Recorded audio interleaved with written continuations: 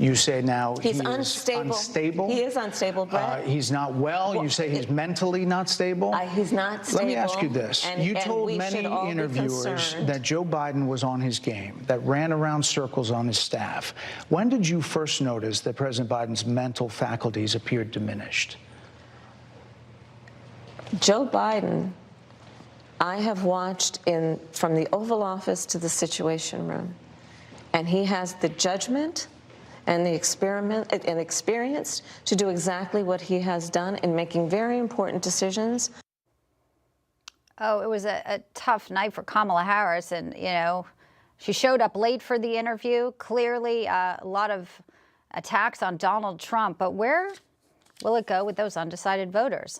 Pleased to bring in right now senior fellow at American Conservative Union, host of CPAC Now, America Uncanceled, Mercedes Schlapp with us, and also host of the Trish Regan Show. Trish Regan, welcome in, ladies. Great to see you both.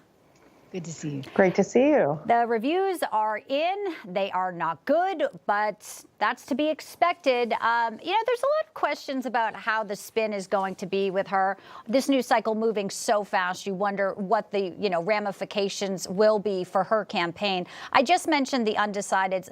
Mercy, I'll let you kick things off here. People have already made up their mind. Maybe her attacks on Donald Trump, they're going, that probably didn't land for her.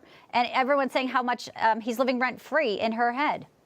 Well, let's start with the fact that her coalition in and of itself is falling apart. So you're having, for example, black voters basically shifting towards Donald Trump, as well as Hispanic voters. I mean, you look at the numbers, and Biden in 2020 was about at 63% with Hispanic voters. That's down to about like 52, 53% now for Harris. Even women voters that supported Biden at like 55%, with Harris 52%.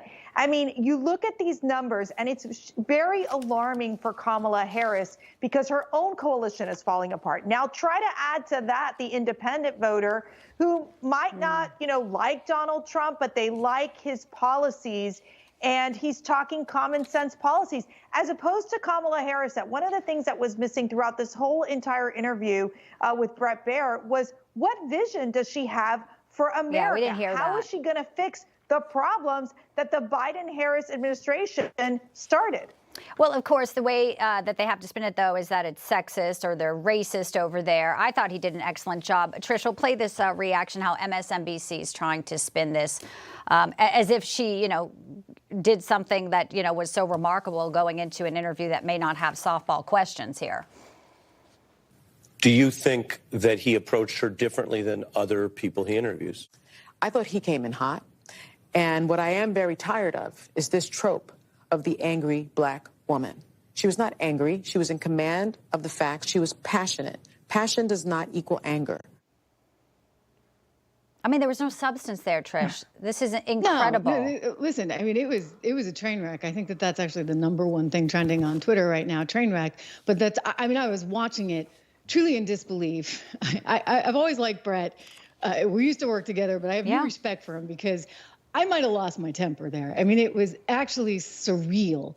He kept asking her questions. She would not answer that question. She would pivot off into La La Land, go on the attack for Trump, and he'd try and bring her back to the question. And she'd get mad. He'd try and bring her back to the question. And then she'd get angry, and her voice would get loud. And it's like, wow, you know what? Maybe if you're just trying to answer the question, maybe we wouldn't have to have this combative atmosphere. She did not do herself any favors. No. Yes, she did come across as angry and unlikable and not very smart. I mean, hey, they tried angry and unlikable with Hillary Clinton, but I think at least people were like, well, she was smart.